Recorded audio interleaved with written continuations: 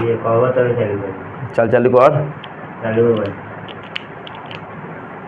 जय हिंद मेरे प्यारे साथियों। आज इस वीडियो में क्लास 10th के लिए फिजिक्स का पहला चैप्टर रिफ्लेक्शन ऑफ लाइट, इसको हिंदी में बात करेंगे तो प्रकाश का प्रवर्तन। यानी इसके पहले मेरा 3 वीडियो अपलोड कर चुके हैं।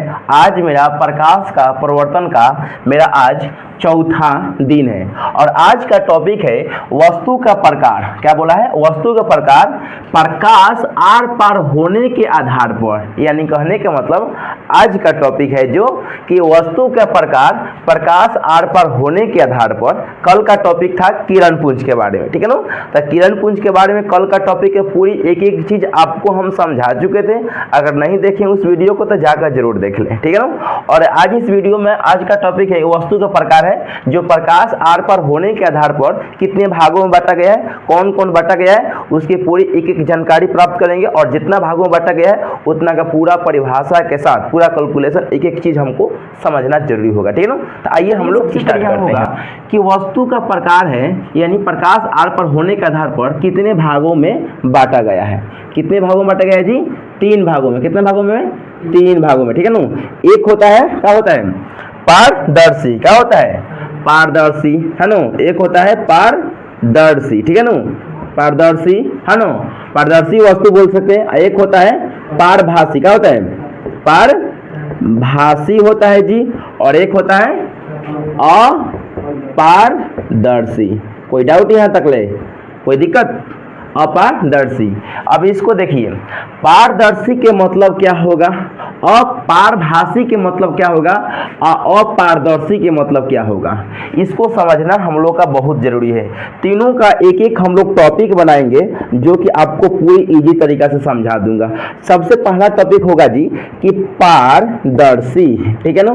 पारदर्शी, कोई पूछेगा पारदर्शी क्या है तो इसको हम लोग परिभाषा क्या लिखेंगे, वैसा पदार्थ वैसा वस्तु जिससे प्रकाश पूर्ण रूप से आर पार हो जाए। यानी पूर्ण रूप के मतलब क्या हुआ, एकदम बिल्कुल आसानी से पार हो जाएगा, उसको बोलेंगे पारदर्शी। जैसे साफ पानी, कांच, कांच के मतलब शीशा, हवा में, ठीक है ना। ऐसा अगर प्रकाश इसमें बारिएगा तो बिल्कुल आसानी से पार हो जाएगा। तो इसका परिभाषा यही होगा, वैसा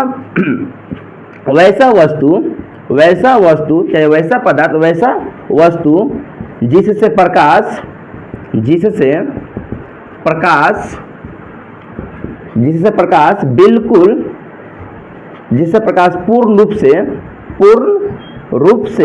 पूर्ण रूप से आर पार हो सके, पूर्ण रूप से आर पार हो जाए, उसे क्या बोलते हैं? उसे पारदर्शी। क्या बोलेंगे? पारदर्शी पदार्थ बोलो या वस्तु बोलो, दोनों का मतलब क्या होता है? पारदर्शी पदार्थ कहते हैं। जैसे में क्या हो जाएगा जी, जैसे में लिख दीजिए, जैसे में हो जाएगा कौना से आप लोग आसानी से प्रकाश यानी प्रकाश पूर्ण रूप से आर पार हो जाएगा। जैसे में आप लोग साफ पानी इसलिए बोल रहे हैं कि अगर इसमें साफ पानी में अगर आसानी से अगर टर्च मारिएगा, चाहे कोई भी आपको लाइट उसमें डालिएगा तो बिल्कुल एकदम आसानी से ऊपर से नीचे तक दिखाई दे देगा। यानी कहने का मतलब साफ पानी में प्रकाश आर पार हो जा रहा है, ठीक है ना। जैसे कांच के मतलब शीशा, जैसे देखिएगा गाड़ी का अगर लाइट होता है तो लाइट शीशा के अंदर रहता है। जब भी अगर शीशा के अंदर से बॉल बढ़ता है तो उसको प्रकाश कहाँ आ जाता है? बाहर आ जाता है। यानी कहने का मतलब बिल्कुल आर पार हो जा रहा है। तो यानी कहने का मतलब वैसा पदार्थ जिसे प्रकाश पूर्ण रूप से आर पार हो सके, उसे बोलेंगे का जी? उसे बोलेंगे पारदर्शी पदार्थ, ठीक है ना। पारदर्शी पदार्थ, ठीक है ना। साफ पानी हुआ, कांच हुआ, कांच के मतलब होता है शीशा, आसानी से इसमें पार कर देंगे। और इसमें हवा भी लिख सकते हैं, ठीक है ना। और इत्यादि डाल दीजिए, बहुत कुछ हो सकता है, ठीक है ना। यानी आप लोग इसको समझ चुके होंगे कि पारदर्शी के मतलब तो वैसा वस्तु या वैसा पदार्थ जिससे प्रकाश, अभी देखिए कहिएगा कि कभी वस्तु बोल रहे हैं कभी पदार्थ, तो वस्तु बोलो या पदार्थ, हम पहले ही दिन आपको बता चुके थे कि वस्तु और पदार्थ में कोई अंतर नहीं है, दोनों का एक ही चीज कहते हैं, ठीक है ना। तो आप लोग समझ सकते हैं, ठीक है ना। तो वैसा पदार्थ जिससे प्रकाश पूर्ण रूप जिससे आर पार हो जाए उसे बोलते हैं पारदर्शी पदार्थ। कोई डाउट यहाँ तक, कोई दिक्कत? आप लोग के लिए जैसे में साफ पानी लिख दीजिएगा, कांच लिख दीजिएगा, हवा लिख दीजिएगा। कांच के मतलब शीशा, शीशा में अगर आप लोग आसानी से सीधा साफ शीशा यानी घिसा हुआ अगर शीशा कहिएगा ना तो आप लोग का हो जाएगा पारभासी में। पारभासी का पदार्थ होता है कि वैसा पदार्थ जिससे पूर्ण रूप से नहीं, उसमें होगा परिभाषा इसका, वैसा पदार्थ जिससे प्रकाश थोड़ा थोड़ा आर पार होगा। इसमें थोड़ा थोड़ा यानी थोड़ा थोड़ा के मतलब थोड़ा गंदा पानी हो जाएगा, यानी थोड़ा गंदा पानी रहेगा लेकिन प्रकाश उसमें जाएगा, थोड़ा थोड़ा जाएगा। घिसा हुआ कांच, घिसा हुआ कांच के मतलब क्या हुआ, जैसे शीशा रहता है ना तो कभी कभी रगड़ाया रहता है, तो रगड़ा कर में रहता है तो उसमें प्रकाश जाता है लेकिन पूरा क्लियर नहीं जाता है ना, तो ऐसा इसमें होगा पारभासी में। ठीक है ना, तो आप लोग समझिएगा। ठीक है ना, तो चलिए, तो इसका तो टॉपिक पूरा क्लियर हुआ पारदर्शी का। ठीक है ना, अब हम लोग देखेंगे पारभासी का। अभी यहाँ से कटा जी कहो कि ना बबुआ,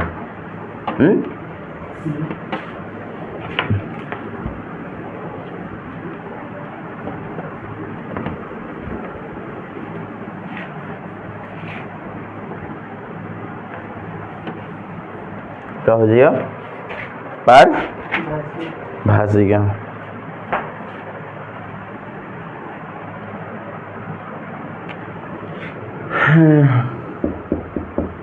पारभासी बन के लड़का बगा। तो देखिए, अब मेरा टॉपिक है पारभासी। तो इसका परिभाषा होगा, पारभासी के मतलब होता है क्या कि वैसा पदार्थ जिससे प्रकाश थोड़ा थोड़ा आर पार हो जाए, यानी कहने का मतलब इसका परिभाषा होगा वैसा पदार्थ, ठीक है ना, वैसा पदार्थ जिससे प्रकाश थोड़ा थोड़ा आर पार हो जाए, थोड़ा थोड़ा आर पार हो जाए उसे क्या कहते हैं, उसे पारभासी कहते हैं। पारभासी पदार्थ कहते हैं। यानी कहने के मतलब क्या हुआ कि पारभासी में यही टॉपिक है कि वैसा पदार्थ जिससे प्रकाश थोड़ा थोड़ा आर पार होखेगा।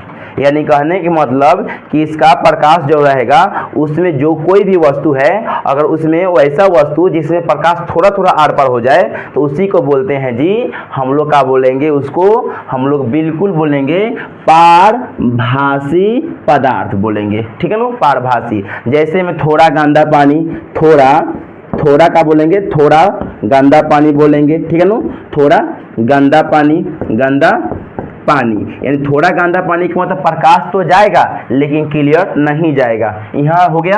अब घिसा हुआ कांच, घिसा हुआ कांच है ना, घिसा हुआ कांच।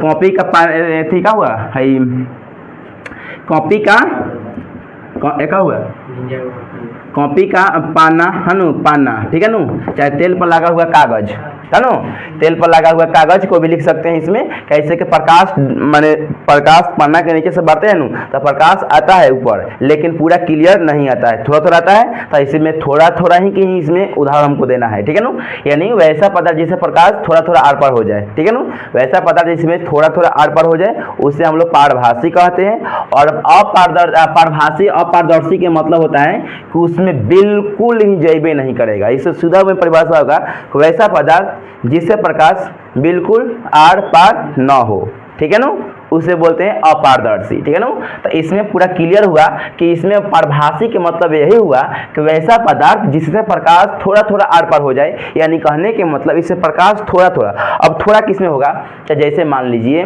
कि अगर हम जैसे में हुआ कि कांच को जो शीशा बोले हैं तो घिसा हुआ कांच, यानी उस पर देखिए शीशा जो रगड़ाया रहता है, बहुत सारा रगड़ाया होता है तो उसमें प्रकाश तो जाता है लेकिन पूरा क्लियर नहीं जाता है। ठीक है ना, बात समझ में, पूरा क्लियर नहीं जाएगा जी। थोड़ा गंदा पानी में तो प्रकाश तो जाएगा लेकिन पूरा क्लियर नहीं जाएगा। ठीक है ना, बात को समझिएगा यहाँ तक। अब हुआ जैसे कि पन्ना पर तेल, जैसे तेल पर जैसे पन्ना को तेल उल कभी लग जाता है ना तो प्रकाश बारिएगा नीचे से पन्ना पर, तो प्रकाश तो आएगा लेकिन पूरा क्लियर नहीं आएगा।